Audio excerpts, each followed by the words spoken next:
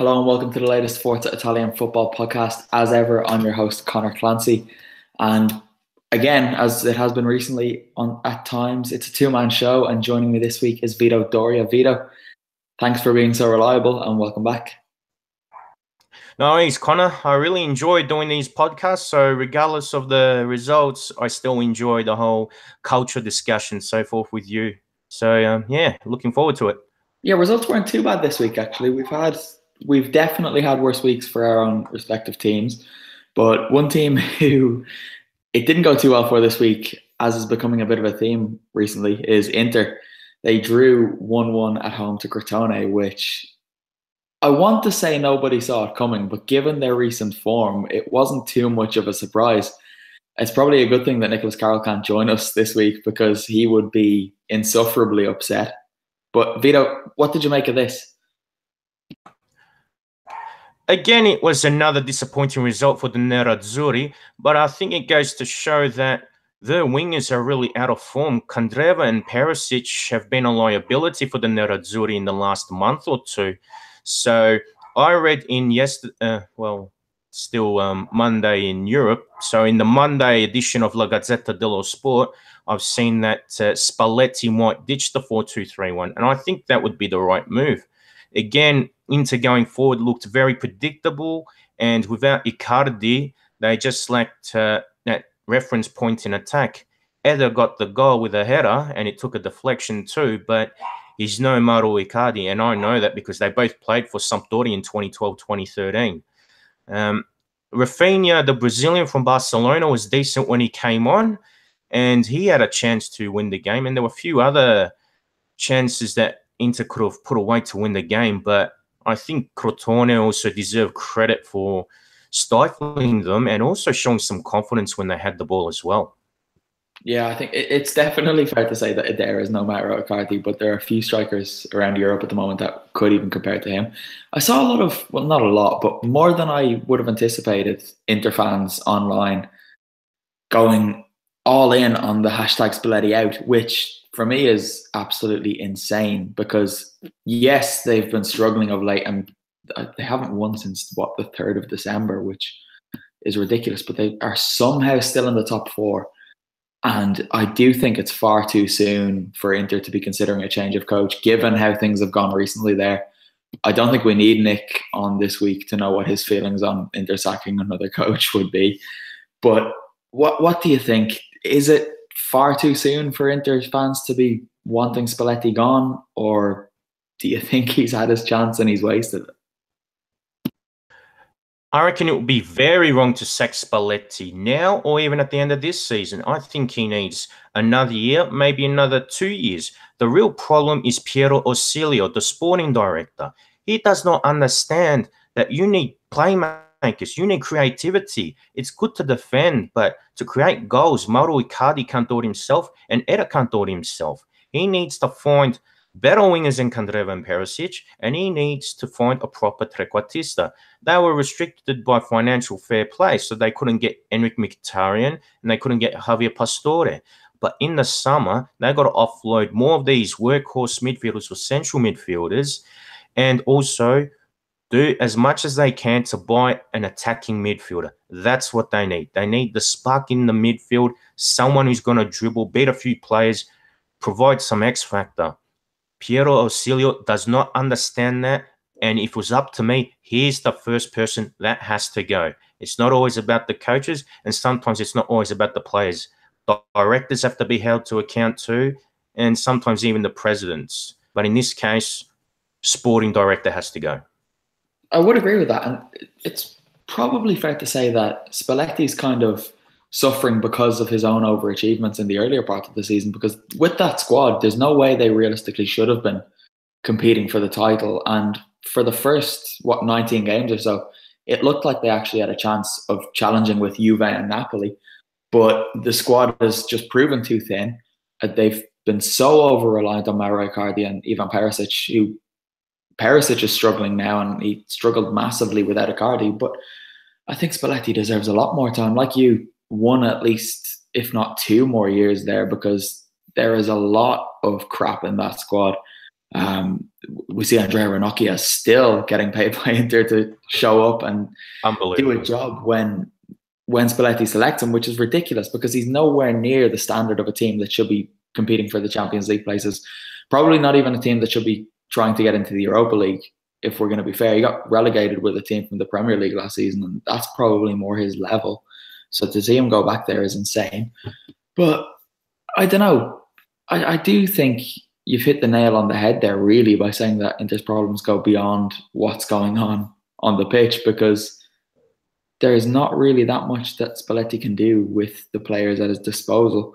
But Ivan Perisic, then, he has dipped in form of late, and I know Icardi hasn't been there for a couple of games, but what do you put his dip in form down to? Is he just tired and almost sick of being the only creative player that they've had in their squad for the season?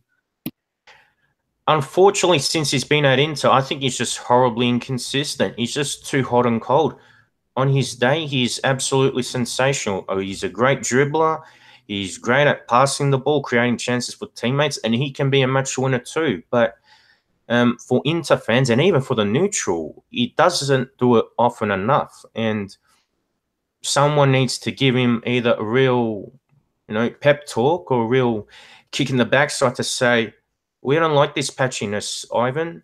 You've got to wake up. We need you doing this every week. Get involved. You can win games for us. Not just 1 or 2, not just 4 or 5. We need you performing consistently. So, all right, maybe it's a self-belief issue, or maybe he's not disciplined enough. I'm not in the sanctum of the club or in the locker room, so I don't know for certain. But from the outside looking in, it's just the patchiness of his form that's impacting him and the club. Yeah, well, somehow, as I said earlier, Inter are still in those Champions League positions, and they're clinging onto fourth place for dear life at the moment, because it doesn't seem like either of the Roman clubs really want to get into that top 4 at the moment. But Roma did actually win at the weekend. They didn't make light work of it. They struggled to a 1-0 win away at Verona, having scored in the first minute. Vito, I'll confess, I didn't see this. I understand you watched it, so do you want to fill me in on what happened here? For the duration of the game, I thought Roma were very wasteful. The first 15 or 20 minutes in particular, I thought they played some excellent football because they were moving the ball fast and they were combining well. They were finding each other, creating spaces. It was like Di Francesco returned back to his then examined principles. And that was interesting to see. The problem with Roma this season, and not just in this game in particular, is they're far too wasteful. And again, Edin Dzeko was a disappointment. He should have scored 3 or 4 goals, but yeah, he just couldn't put his chances away, and his shooting and decision-making was poor. Nicholas had a decent game in the Verona goal, but I reckon Roma should have been much better with the shooting, and that probably stopped them from having a good 5 or 6-0 win, because Verona only really came to play in the last 15 or 20 minutes. Yeah, so it seems like the scoreline was quite deceptive there then, and it was a more comfortable victory than that suggests. I'll have to bow to your superior knowledge on that one, as I said, because I haven't seen it.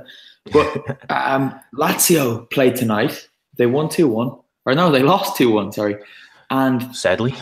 Yeah, sadly for everyone except for Roma and Inter, I think, because they've looked impressive this season. But in the absence of Ciro Immobile, they struggled, and Sergej Milinkovic-Savic was out tonight and they struggled again. One thing we've been very eager to do on this podcast over the last 12 months or so is praise how much of a tight-knit team they are. But they have struggled in the absence of some of their big players. So are they that much of a brilliant unit, or are they still reliant on these 2 or 3 big names to get them the wins, and then when they're missing, they do come up short? A concern for them is that they do have a tendency to rely on some key personnel, but there have been other games in which the scoring load has been shared. So the problem in this particular game, though, wasn't so much the dependency of 1 or 2 individuals, but the way Genoa played, to be honest. I think it stifled Lazio, and Lazio weren't able to play their usual game. Usually Lazio defend deep and then break quickly on the counter-attack, whereas this time they had to build up possession, and they looked a bit slower than usual, to be honest. So Genoa provided some, counter-attacking prowess, and Peter, yeah, I can hear the it's pain in very. your voice as you try and I compliment know. Genoa. Yeah. Well, a lot of it was also down to Lazio being very open in defense. I thought the defending on the goals was poor, to be honest. And the scary thing is that one goal was disallowed because of VAR. So, yeah, if that goal somehow stood, I mean, Genoa winning 3-1 in Rome is not something I like to talk in great deal about. No, I won't make you suffer through that for too much longer. I did actually feel bad for Genoa, and I'm kind of sick of them at times. But they did score a valid goal, and it was ruled out through very harshly through VAR. And I was quite happy for Diego Laxalt because he went up and pretty much scored as if to write off the disallowed goal. But we've had a comment. Stephen Canny is suggesting that we should do a betting podcast on Italian football, going through great bets, even putting €5 accumulators on to make things interesting. I'm more than happy to do that if we manage to secure a betting partner. So if you're listening out there and you're involved in any betting company, get in touch. And Nick says every week Vito should have to say something positive about Genoa. Vito, I do not agree with that suggestion because it hurt me to listen to you trying to compliment them there. It hurts, especially when they disrespect the Doria family. Cannot praise people like that. Not a chance. No, I agree completely, Vito. We're getting a lot of comments in. I'm sorry I've missed a few. Jax is here. Jax, welcome. He's happy that Lazio lost. Unfortunate about Inter's result, obviously. And yeah, Walter Zenga getting some compliments for the job he's doing at Crotone. I think it's probably time to move on to Milan because, Vito, I'm going to put the question to you. When do you think the last time that Milan won 4 games in a row in Serie A was? When Allegri was the coach?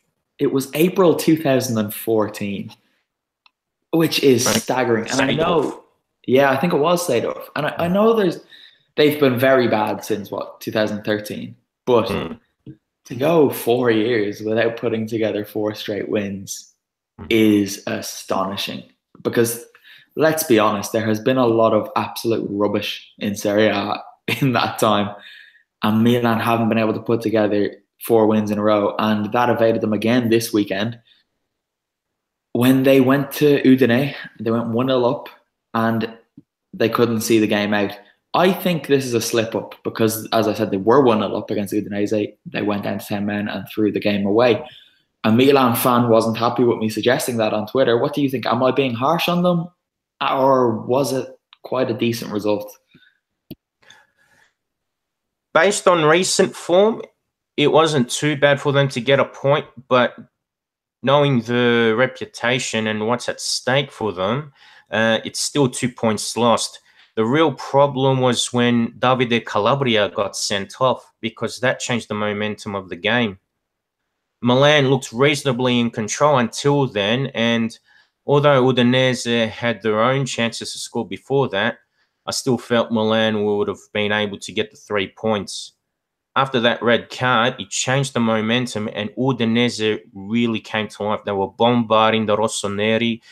And we saw the best and the worst of Gianluigi Donnarumma as well. He made about 2 or 3 superb saves and then came that own goal, although Leonardo Bonucci deflected the ball before it went past or before Donnarumma got a touch. So, yeah, it's very unfortunate that it happened that way. So, it would have been good if Calabria wasn't so naive to make the tackle that he did, and perhaps Milan still would have got away with a 1-0 win, or they could have added to the score. But unfortunately, sometimes out of inexperience, players make those mistakes.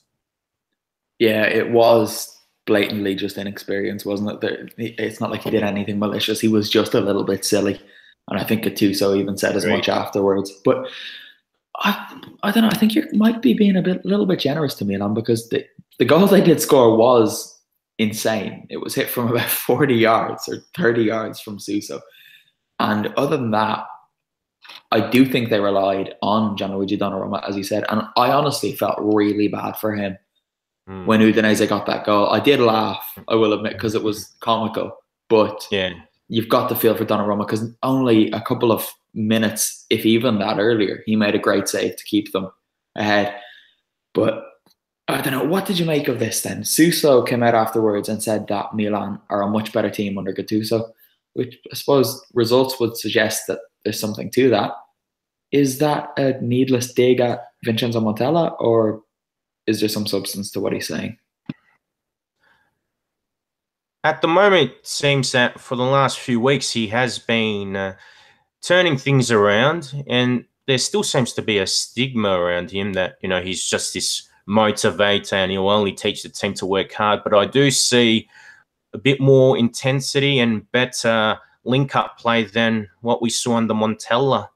For me, the test would be in the Europa League if they can string a good run in that competition, because under Montella, they were scoring quite freely. Mind you, they didn't use Nikola Kalinic. They had Andre Silva and Patrick Cutrone up front, and they were scoring goals. But we'll have to see what happens if Gattuso can, do something in the Europa League and also find a way to build on this form in the league. Because, again, possession-wise, I don't think that's much of a problem, but the finishing is a concern. They can't rely on Suso to produce a piece of magic like he did in the Udinese game.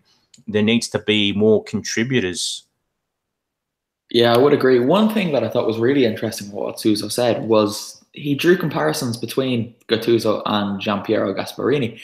He said that they're very similar coaches, and Suso, of course, worked with Gasp at Genoa, so he would know what he's talking about. He said they're very similar coaches, and they build a team based on the players they have, which sounds so simplistic, but a lot of coaches don't do that. They have this idea of how they want to play, and they force their players to play it, whether or not that actually suits the players they have. But Gattuso, to his credit, has done exactly what Gasparini does, and it's working so far. So that's not a comparison I would have drawn given Gattuso's career so far, but it's definitely something that's interesting to see because he's never had this quality of player to work with before. So he might actually be worth keeping on at Milan, which is not something I'd have thought I'd hear myself saying a couple of months ago. Vito, do you think he is the right man to bring them forward, or is he still just a stopgap until the end of the season and then see if Antonio Conte will take the job? He has to make AC Milan qualify for the Europa League at least, or if he can miraculously get them in the Champions League, then I can see some merit in keeping Gattuso in the role. Last week, I did read an article about Milan keeping him on and trying to make him into another Antonio Conte type figure like Conte was at Juventus. Again, labelled as a motivator and a coach that prides himself on hard work, but he managed to get that Juve team working hard, and they've had a good run winning the last 6 titles, and he won the first 3. So, pardon me. So, maybe Gattuso could create that similar effect, but based on what we've seen, I think the Conte and Gattuso comparisons aren't really fitting for the time being. Again, I just go the cliched one at a time. Take it every week as it comes approach. Yeah, I'm finding it hard to disagree with that. Nick is piping up in the comments. Nick, if you want to have your opinion heard, you should actually come on the podcast instead of giving out about being too tired. Hamza and Phil are active in the comments. Phil is crying because Inter drew again, but he also says he thinks Gattuso is doing a good job for now at least, which, yeah, hard to disagree with that. Hamza says he doesn't think Gattuso is like Gasparini, and Gasp is a tactician Gattuso is not, which I would have agreed with 2 months ago, but maybe Gattuso, as Suso highlighted, is starting to prove us wrong. Biggest result of the weekend, well, if not the most surprising, it was the biggest scoreline, was Juventus 7, Sassuolo 0. Gonzalo Higuain, the only surprising thing from this game was that it was Gonzalo Higuain's first hat-trick for the Bianconeri. What did you think of this?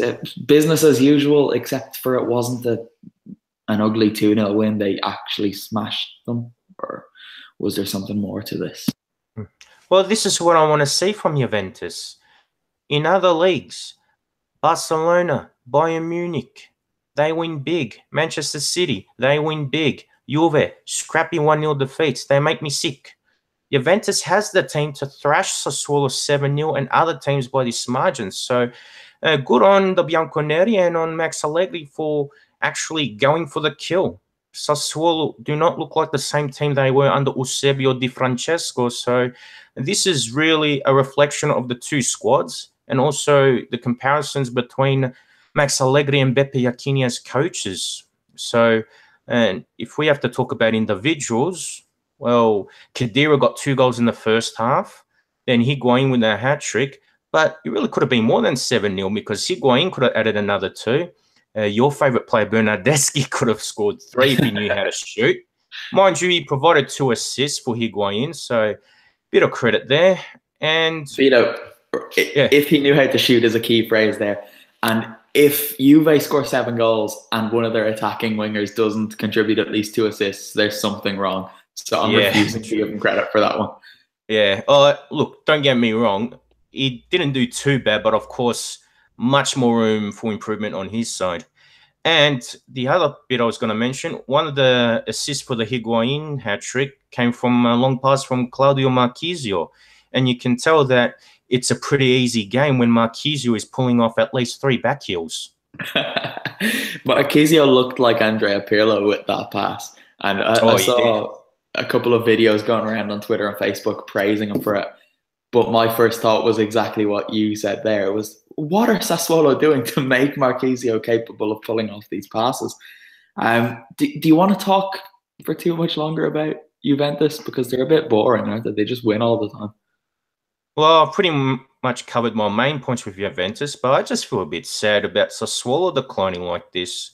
In the short time in Serie A, they provided some positive memories. And like I said, since Di Francesco's gone, they don't look like they've got much direction or purpose. They look like now that they're becoming just another provincial club instead of a team that punches above their weight and exceeds expectations. So we'll see what happens if they survive or not. But if they do survive, I reckon they need someone who's more tactically shrewd than Beppe Iacchini. Yeah, they are sinking, really, aren't they? And the clock does seem to be ticking on their time in Serie A since Di Francesco left. At the moment, they're, 16th, 5 points off the drop. But Spal and Benevento are going to put together miraculous runs and survive. So, as it looks, Crotone and Sassuolo are going to get relegated as a result. Obviously, that probably won't happen. Sian Fox is back. It's good to see you after you were completely bullied in the comments last week. And he says Bernardeschi is a traitor, spoilt brat. F him. Ooh. Agree with the sentiment. A little bit harsh, CM Fox. Yeah. Tone it down a bit. Benevento 0, Napoli 2. Napoli were quite slow to begin with here, but in the end it was an easy enough win. Benevento, should we give them some credit for the way they started here? They actually came out and tried to beat Napoli. They do deserve credit, and it's a major improvement on the 6-0 that they had early in the season. So with the new signings and, of course, Roberto De Zerbi coaching the side instead of Marco Baroni, they do look a bit more promising. And maybe with some of the signings they've had in the January transfer window, maybe they can pull off some miraculous results. But again, in the long term, I'm not expecting too much for them. But on the basis of this game, it wasn't necessarily a case of them really parking the bus. I thought there were a few chances where they could have got maybe a goal or 2. Yeah, I did think Dries Mertens and Lorenzo Insigne, this is nothing new, but they are an absolute joy when they're on their best form. We saw Insigne try a chip shot from the edge of the box that wasn't on, and it came off the crossbar and out. And then Dries Mertens, not too long after, did another chip shot that didn't look like it was possible, and it just dipped into the far corner. It was absolutely beautiful. But one thing, it raised itself again this weekend, and it raised itself after every Napoli win. That's probably my favourite thing about any given Serie A round is the Super Sarri Bros videos that come up on Facebook and Twitter. If you haven't seen them, go over to whatever, my Twitter, Facebook. I think I've shared them on both. So get a look at those because they really are very enjoyable. the Napoli point stat I have down on the running order, which is at the moment, Napoli are on track to pick up 99 points in Serie A. They're averaging like 2.6 points per game or something. Have they got it in the tank to see this through and smash a couple of records in the process of winning the Scudetto? I think it's a possibility, and I reckon it's because of the players that could be returning from injury soon. After the Benevento game, there was a bit of concern that Mertens might have an ankle problem, but Marek Hamsik said after the match that it might just be a minor thing and it can be shrugged off. But if they can get Arik Milik back and also Fauzi Gulam back into the squad as well, I think that would be really beneficial for the Scudetto hopes. I'm slightly concerned about this coming week. If I'm honest, Juve go away to Fiorentina, who, as we see, are capable of getting smashed by Verona. So Juventus will obviously win that. And Napoli play Lazio at home. And I have a real concern that this is the week that Juventus get their noses in front. And I've kind of thought all along that once Juve do get in front, that's that. They won't slip it up from there. Do you think, we'll look ahead to this weekend's games, I guess, and do you think that Napoli can do a job against Lazio? They smashed them 4-1 in Rome, so based on that, I reckon Napoli should be able to beat the Biancocelesti at home as well. Just looking through the comments there, sorry I got distracted. Jax is getting a bit of abuse, I think, because Inter don't win ever. Hamza says Napoli will win the Scudetto. I hope so. Me too. I think there's just an Inter fight happening. Phil says at least we can't call Inter inconsistent. No, to their credit, they are brilliantly consistent, just not consistently brilliant. Nick, I'm sure you're disappointed about that. But to be fair to Nick, actually, he did call this Inter crisis. Maybe not to this extremity, but he didn't think they were going to be able to sustain their form. Right. The rest of the fixtures then, Vito, shout if you want to discuss any of these. Cagliari beat Spal 2-0. Bologna lost at home to Fiorentina 2-1. Samp Torino 1 each. Did you see this one? I only saw bits of the highlights, to be honest, because obviously the game Australian time was 4 in the morning, and once I saw the result, I just got feedback from my father, and he said that Torino actually were in good control of the game, and Emiliano Viviano had an excellent game. Probably the main positive from Samp was Torreira adds to his goal tally with a nice free kick, well worked one in which Sirigu got distracted, so that was good. But again, it would have been nice to capitalise on that win against Roma. I think, hang on, sorry, Hamza wants us to talk about Conte. Hamza, tell us what you want us to discuss about Conte and we will discuss it. That's a bit vague. But yeah, no, Samp's result made me very happy because Atalanta then beat Chievo 1-0. So I think Atalanta are now 2 points behind Samp and they play each other next month. So that's going to be interesting. But Atalanta's run of fixtures between now and then is absolutely horrendous. They play Juve twice, Fiorentina, Dortmund twice. It's just a terrible run, and I'd be surprised if there's 2 points in it by the time they actually play each other. I think Samp might have a bit of a cushion. I'm not sure what else we have to discuss in Serie A. I don't really want to go into Atalanta because people don't like when I talk about Atalanta. So we'll wait for Hamza to get his question in. But until then, Serie B, Vito, it's interesting down there again, isn't it? Not that it ever wasn't, but there was a big game at the top of the table. Empoli played Palermo, and Empoli won 4-0, which raised a few eyebrows in FIF HQ anyway. What did you think of this? Parma lost to Brescia as well, which is a surprising result. Bring us up to date with the latest in Serie B. Well, as you just mentioned, Empoli got a comprehensive win, and that will be decisive for the automatic promotion spots. Palermo has been playing very well under Bruno Tedino, but Empoli just smashed them. And I reckon it's a very good thing for Empoli to keep on this winning way under new coach Aurelio Andreazzoli. And Frosinone are still on top. They bet Zdenek Zeman's Pescara 3-0. So it looks like Frosinone and Empoli are fighting it out for top spot. Fabio Grosso and his Bari team haven't been doing well lately. They lost 4-0 to Empoli themselves last week, and they lost 3-1 to Pippo Inzaghi's Venezia, so another interesting result.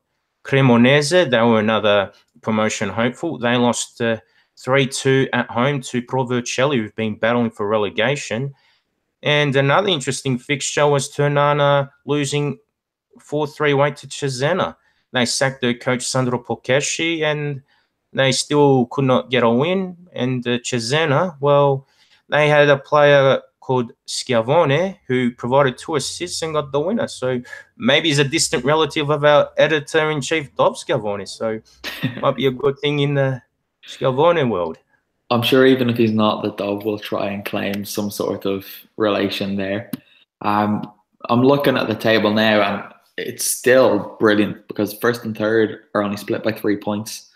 Frosinone, Empoli, and Palermo are the top 3 in that order, and then from 4th down to 14th, there's only 9 points. So though the race for those playoff places is still very much open, and as we know in Serie B, the playoff places are mental, and we won't know who's actually in them until the points totals is decided and the differences between each team's points, because there could be 7 teams in the playoffs or there could be 4.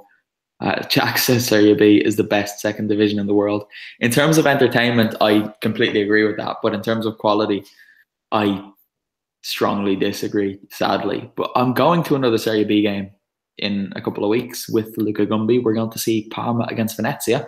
So it's good to see they are both still in the conversation for the playoff places, and hopefully they still are in a couple of weeks when we're there, because as we can see, it could change so quickly. Hamza has gotten back about the Conte thing, by the way. He says Chelsea are going to sack Conte, and I think that's what he wants us to talk about. I don't really know what to do with that. Conte will probably be back in Serie A. Go ahead. They've had 2 bad losses recently in the Premier League. They lost 3-0 to Bournemouth, and in the Monday night game, they lost 4-1 to Watford. And the goals mostly came in the last 5 or 6 minutes. So another bad loss for the Blues. And again, he's been linked with Serie A jobs, but he's been linked once again with the Azzurri job, which I find surprising considering he was complaining most of the time. So I reckon that's just a wish from the press more than anything. I can't see Conte returning back to the national team. No, I'd be surprised if he did, but I'd be equally as surprised if he wasn't in Serie A somewhere next season as well. I actually watched that Chelsea game while I watched the Lazio game, and I know this isn't the English football podcast, but his post-match interview was interesting. He just seemed like he had given up completely. He was angry. He hates Ross Barkley, and it just seemed like he had given up. So I was thinking he could well have been sacked already, and the news will just come out tomorrow morning. I wouldn't be too surprised with the way Chelsea operate and have operated in recent years. Vito, I think we've come to the end. You know, when we're talking about Premier League fixtures, that we have gone through everything we can on Italian football. So thanks very much for joining me. Let the people know what you've been writing, where you've been writing it, and where they can find you on social media. Well, you can find me on social media through Instagram and Twitter. My handle is Vito C. Doria. Then, of course, my Facebook page at Vito Doria. And, yeah, read my stuff on Forza Italian Football. I did submit something on Mertens. Not sure if that's up yet. I have to have a look. Otherwise, I did write a piece about the provincial clubs in Serie A, and it's worthwhile to check them out because although they might have the big names or they're not always challenging the big boys, sometimes they actually play some really good football and you can find some hidden gems.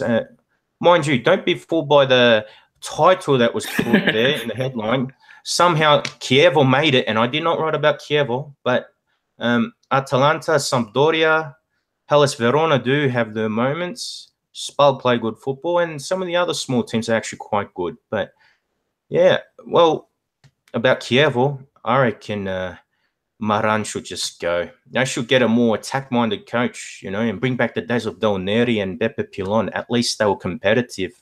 But, you know, that's a debate for another day. I'm going to let you, because I don't think you know this, I'm going to let you and the listeners and readers in behind the curtain here, because before I had even got the chance to edit your article last week, it had already been tweaked by someone who has editorial powers at FIF and someone who was a fan of Chievo, and that title had been put on it. So I just left it.